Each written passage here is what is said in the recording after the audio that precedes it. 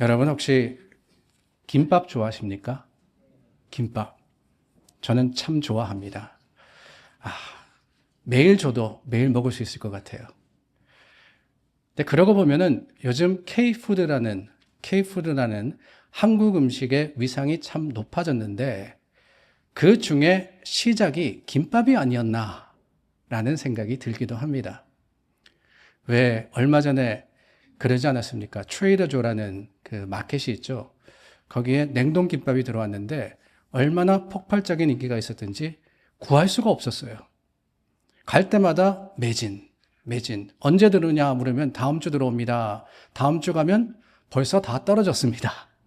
그래서 몇 주 동안 소문만 들었지 먹어보지 못했던 그런 적도 있었습니다. 그리고 난 후에 트레이더조만이 아니라 코스코에도 한국 마켓에도 김밥들이 쏟아져 들어왔는데 좋아하다 보니까 다 먹어봤어요. 하나씩 다 먹어봤는데 뭐니 해도 제일 맛있는 건 집에서 많은 김밥입니다. 말자마자 그 자리에서 먹는 거. 뭐가 들어가느냐 들어가지 않느냐 중요하지 않아요. 딱 두 개만 있으면 됩니다. 스팸하고 단무지. 그 두 개 된 김밥, 최고로 맛있는 김밥입니다. 근데 김밥이다라고 하니까 생각나는 게 저희가 아이들 둘을 키우면서 저희가 살았던 동네에는 학교 급식이 좋지 않았어요. 그리고 점심을 먹으려면은 줄을 길게 서야 되기 때문에 아이들이 밥을 싸달라라고 했었습니다. 그래서 초등학교 때부터 고등학교 졸업할 때까지 이 두 아이가 고등학교 졸업할 때까지 엄마가 점심을 싸서 보냈는데 처음에는 엄마니까 아이들 좋은 거 맛있는 거 먹으라고 그 바쁜 아침에 김밥을 사서 보내줬었습니다. 근데 큰애는 워낙 한국 음식을 좋아해서 잘 먹고 오는데 어느 날 작은 애가 심각하게 김밥 말고 이제는 샌드위치 사달라라고 하는 거예요. 왜 그러니 물어봤더니만 아이들이 이게 뭐냐고 이상하게 본다라고 하는 겁니다. 아니, 큰애도 똑같은 김밥을 싸줬는데 아무 말이 없었거든요. 이상해서 물어보니까 첫째에게도 아이들이 물어보고 이상하다 그랬다는 거예요. 그래도 한식이 좋으니까. 김밥이며 볶음밥이며 계속 싸간 거고 둘째는 설명하기도 싫고 시선이 집중되는 게 부담스러웠던 겁니다. 그래서 하나는 한국 음식, 하나는 미국 음식, 다르게 도시락을 준비했었더랬죠. 그런데 여러분 세상이 바뀌었습니다. 세상이 바뀌었어요.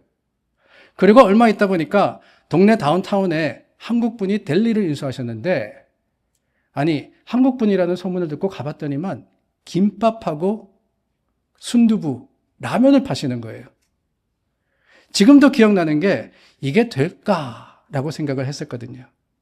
이게 될까. 그런데 지나 보니까 그분이 성견 지명이 있으셨던 거예요. K-팝에서 시작해서 K-뷰티, 이제는 K-푸드 이렇게 되리라고 그때 알았더라면 식당이라도 하나 할까 그렇게 생각이 듭니다. 요즘 도시락 싸주는 아이들, 어린아이들은 그렇대요. 김밥 싸주면 그렇게 좋아한답니다. 친구들이 다 너 혼자 맛있는 거 먹느냐고 같이 먹자라고 한다고 하는 그런 이야기를 들으면서 어깨가 으쓱해지는 것을 보게 됩니다. 이민 오셨을 때 여러분 기억나지 않으십니까? 저도 생각해 보니까 얼추 40년이 다 돼 가는데요. 지금도 기억나는 게 처음 와서 가족이 플로리다로 가족 여행을 떠났습니다. 근데 운전을 해서 가게 됐는데 저희 어머니도 대단하시죠. 출발할 때 트렁크 안에다가 쌀 한 포대, 밥통, 그리고 김치, 밑반찬을 바리바리 싸갖고 갔습니다. 가다가 레스트 에리아에 들러서 펴놓고는 밥을 먹는데 여러분 반찬만 먹을 수 없으니까 어떻게 합니까? 브루스타를 올려다 놓고 거기다가 냄비 놔서 고기 굽고 된장찌개 끓이고 여러분 된장찌개 정말 레스트 에리아에서 된장찌개 끓여서 먹었습니다, 저희들. 근데 저도 그랬던 것 같아요. 너무 민망해서 웬만하면은 가장 멀리, 가장 구석진 곳에 가자라고 하고, 혹시라도 사람이 있으면 눈치가 보였거든요. 음식도 희한할 뿐더러 냄새도 나고, 거기다가 미국 사람들은 손으로 먹는데 우리는 젓가락으로 먹으니까. 요즘 아닙니다. 40년 전 이야기예요. 40년 전. 사람들이 지켜보는 것 같아서 마음이 그렇게 편치는 않았습니다. 근데 더 곤란한 게 있는데 뭔지 아십니까? 그렇게 여행을 가면은 호텔에서 자야 되거든요. 그런데 다음날 먹을 밥이 필요하잖아요. 그러니까 호텔 방에 들어갈 때 그냥 가는 게 아닙니다. 밥통 들고 갑니다. 화장실에서 쌀 씻고 밥 짓고 어린 마음에 우리도 그냥 맥도날드나 KFC 먹으면 얼마나 좋을까, 얼마나 편할까, 그런 생각을 했는데 이제는 저도 꼭 챙깁니다. 젓가락, 컵라면, 김치. 그나마 세상이 좋아져서요, 요즘은 밥솥 들고 갈 필요는 없습니다. 햇반이 있으니까요. 근데 대신에 꼭 신경 써야 되는 게 한 가지가 있어요. 호텔 방에 마이크로웨이브가 있느냐 봐야 됩니다. 햇반 데워야 되니까. 세상이 참 달라진 게 한국 문화라는 것, 한국인의 정체성이라는 것이 이렇게 자랑스럽게 된 겁니다. 냉동김밥 사다가 어디서 먹고 있으면 사람들이 쳐다봐요. 그러면 이제 부끄러워하지 않아도 됩니다. Would you like to try? 말하면 돼요. 그럼 너무 좋아합니다. 어디 그뿐입니까? 그게 아니라 여러분, 예전에는 김밥 먹을 때 누가 물으면 뭐라고 했습니까? 이거 코리안 마키다, 코리안 스시다 그랬잖아요. 그러실 필요 없어요. 김밥 그러면 다 알아요. 이제는 김밥. 얼마나 감사하고 기쁜지요. 그만큼 우리가 자긍심을 가질 만한 충분한 이유가 있기 때문이 아니겠습니까? 하물며 이 땅에서 우리가 가진 한국인이라는 정체성이 이렇게도 자랑스러운데 영원한 나라의 백성인 것이 우리에게는 얼마나 기쁘며 얼마나 자긍심이 넘치는 일이겠습니까? 자랑할 만하고 자부심을 가질 만한 자격을 저와 여러분들은 이미 받았다는 거예요. 하나님께서 우리 그리스도인들에게 구원의 기쁨과 감격을 누리며 사는 생활을 허락하셨습니다. 그것만이 아니라 하나님께서는 영원한 나라의 확신을 우리에게 주셨기 때문에 그 자격을 가지고 우리는 자랑하며 기뻐하며 감사하며 살아가야 합니다. 그런데 너무나도 많은 그리스도인들이 신앙생활의 기쁨을 누리지 못하고 뭔가 늘 부족하며 뭔가 늘 위축된 모습으로 살아가고 있다는 것이 너무나도 안타까워요. 당당하게 어느 누구에게나 I'm a Christian, 나는 주님 믿는 사람입니다 라고 해야 하는데 그러지 못하는 이유가 뭘까? 다름이 아니라 신앙의 자존심을 잃어서가 아닐까요? 자존심 있는 그리스도인의 그 자긍심을 가져야 되는데 그러지 못하기 때문에 말입니다. 자존심, 그러니까 조금 부정적인 생각을 하실 수 있는 것 같습니다. 사실 이 자존심이라는 단어는 두 가지의 의미를 가지고 있어요. 사전에 보면은 스스로 잘난 체 하거나 자기를 높인다는 의미가 자존이라는 그 단어에 담겨져 있습니다. 근데 그것만이 아니에요. 또 다른 의미가 있는데 자신의 인격을 존중하며 긍지를 가지고 스스로 품위를 지킨다라는 뜻도 자존이라는 그 단어에 담겨져 있습니다. 전자는 당연히 교만이죠. 스스로 높이는, 내가 잘났다 생각하는, 그것은 부정적인 의미입니다. 반면에 자기 자신을 가치 있는 존재로 여기고 긍지를 가진다라고 하는 것은 그것은 옳은 자존심이 아니겠습니까? 우리는 신앙인으로서 믿음의 바른 자존심을 가져야 한다는 거예요. 그러고 보면은 교회 안에도 이 자존심과 관련해서 세 종류의 교인이 있는 것 같습니다. 먼저는 자존심이 약하거나 자존심을 잃어버린 교인이 있어요. 이런 분들은 교회 나오는 것 자체가 부담입니다. 직장이나 학교에서 내가 교인이라는 사실을 다른 사람들이 알기를 불편해합니다. 그래서 영어 표현에 이런 표현이 있어요. Closet Christian. Closet Christian. 들어보셨어요?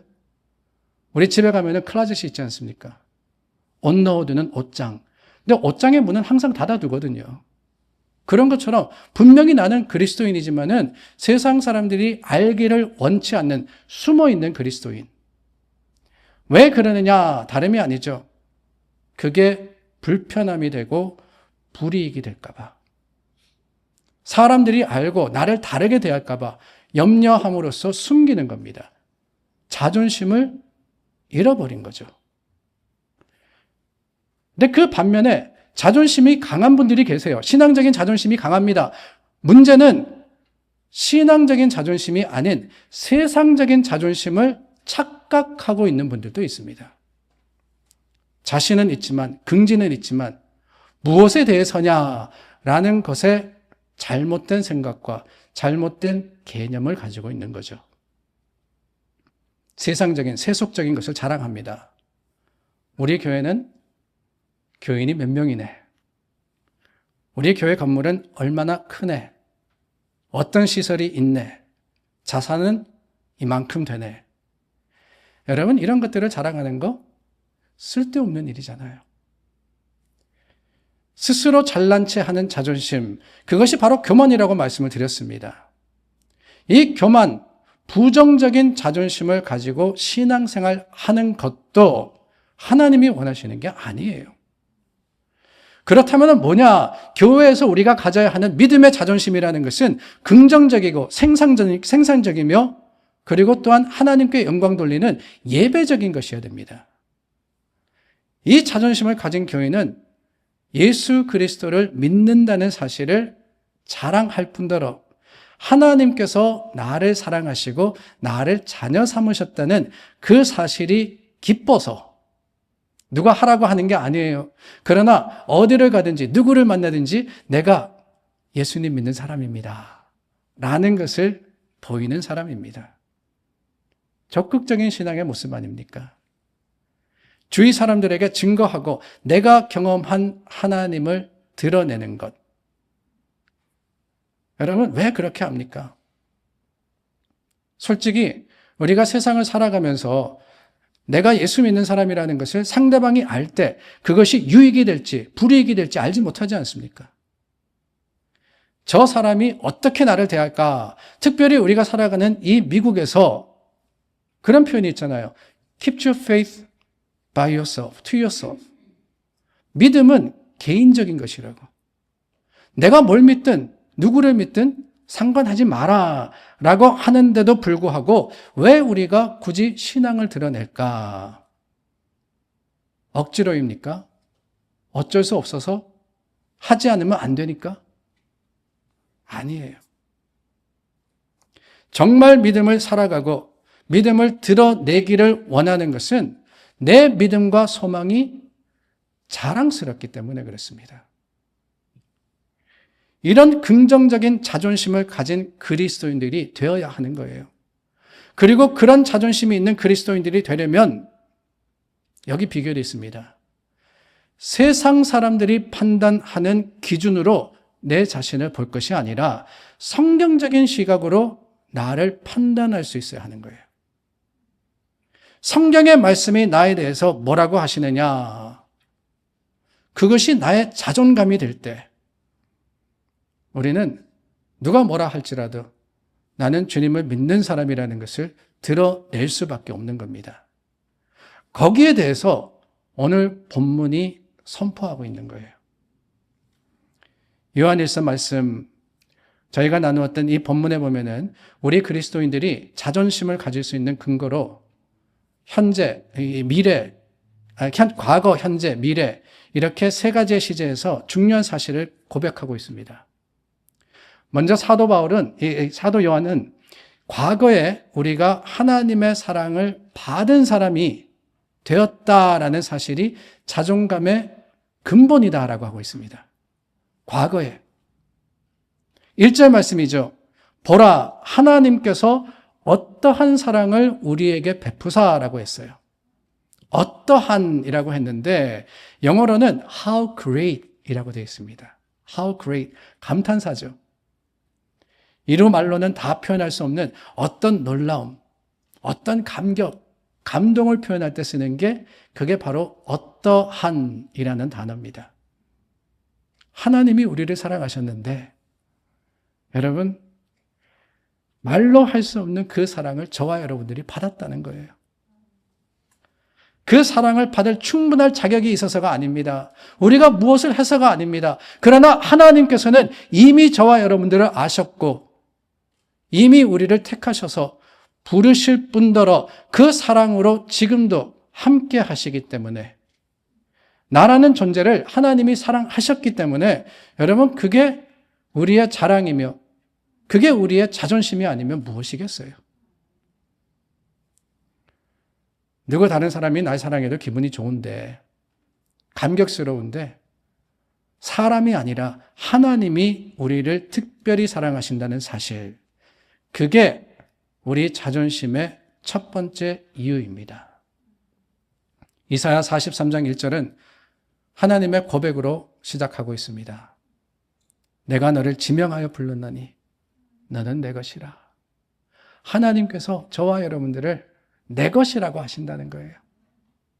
우리가 즐겨 부르는 찬송가 304장도 그렇습니다. 그 크신 하나님의 사랑 말로 다 형용 못하네. 그 찬송가의 3절을 저는 참 사랑하는데요. 시적인 표현이 나와요. 304장 3절, 여러분 잘 아시는 찬송이죠? 한번 같이 불러볼까요? 하늘을 두루마리 삼고 바다를 먹물 삼아도 한없는 하나님의 사랑 다 기록할 수 없겠네. 하나님의 크신 사랑 어찌 닿았을까. 저 하늘 높이 쌓아도 채우지 못하리. 하나님 크신 사랑은 증량 다 못하네. 영원히 변치 않는 사랑 성도여 찬양하세. 여러분 믿으십니까? 하나님 저와 여러분들을 사랑하셨습니다. 사랑하셨습니다. 우리가 무엇을 해서가 아닙니다. 우리가 무엇을 갖추어서가 아닙니다.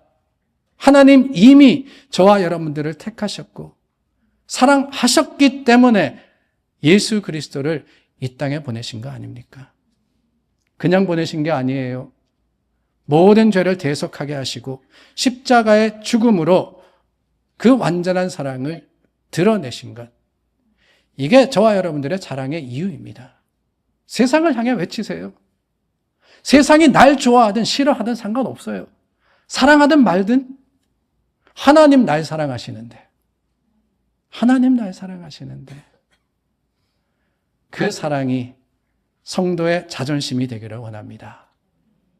그리고 현재 1절과 2절 말씀해 보니까 하나님께서 그 놀라운 사랑을 우리에게 주셨을 뿐더러 우리가 하나님의 자녀라 일컬음을 얻게 하셨다라고 해요. 하나님의 자녀. 저와 여러분들은 하나님의 자녀로 오늘을 살아가는 사람들입니다. 세상 사람들은 그 신분의 가치를 모릅니다. 그 영광을 몰라요. 세상 사람들은 돈이나 권력이나 입고 있는 옷이나 살고 있는 집이나 타고 다니는 차나 이런 외모와 조건을 가지고 평가합니다. 그 기준에 맞지 않으면 업신여기기도 하고 낮게 보죠. 그러나 여러분, 우리 그리스도인들은 장차 새 하늘과 새 땅을 하나님께로부터 물려받을 상속자입니다. 상속자. 그야말로 존귀하신 하나님의 자녀라는 사실을 우리가 기억해야 하는 거예요. 그 현재적인 신분을 갖고 있다는 사실로 말미암아 떳떳하고 당당한 자존심을 가질 수 있는 것, 그게 하나님께서 우리에게 주신 자격입니다. 더불어서 우리 그리스도인들은 우리가 장차 어떤 존재가 될 것이냐 하는 미래에 대한 자존심도 가질 수 있습니다. 2절 말씀해 보니까 그가 나타나시면 우리가 그와 같을 줄을 안다라고 했습니다. 여러분, 여기서 말씀하시는 그가 누굽니까? 예수님을 뜻하는 거예요. 그가 나타나시면 예수님의 재림을 가리킵니다. 예수님 다시 오실 것 믿으시지 않습니까? 예수님 다시 오십니다. 그리고 그 예수님이 오실 때 얼마나 영광스럽게 오신다고 성경이 선포하고 있습니까? 천군 천사의 나팔 소리와 함께 구름 타고 오실 예수님.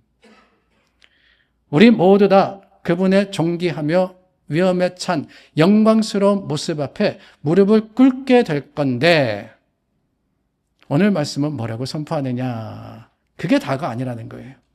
그 순간 하나님의 자녀된 저와 여러분들도 똑같이 하나님의 모습과 같이 영광스러운 존재로 변화할 것이다 라고 하셨습니다. 변화할 것이다. 베드로전서 1장 7절에도 같은 말씀을 하십니다. 너희 믿음의 확실함은 불로 연단하여도 없어질 금보다 더 귀하여 예수 그리스도께서 나타나실 때에 칭찬과 영광과 존귀를 얻게 할 것이니라.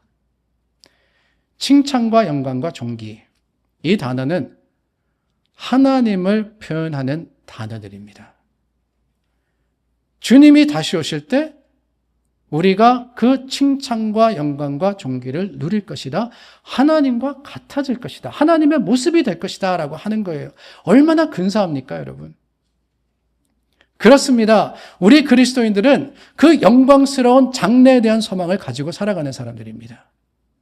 지금 내 모습이 어떠하든지, 내게 어떤 일이 있든지, 시련이 불로 나를 연단하는 것 같이 내게 닥쳐온다 할지라도 내가 여전히 믿고, 내가 여전히 소망하며, 여전히 감사하고, 여전히 찬송할 수 있는 것, 그것은 예수 그리스도가 오실 때 저와 여러분, 하나님을 믿는 사람들 칭찬과 영광과 존귀 가운데 하나님의 영원한 나라를 소유할 것이기 때문에 그런 거예요. 세상에서는 내가 연약하고 추하다 할지라도 그날에는 주님 안에서 강하고 아름답게 변합니다. 지금은 질병과 문제와 시험과 도전으로 실패하고 넘어지기 일쑤지만 주님의 그날이 되면은 승리자의 영광과 면류관을 받아 누리게 됩니다.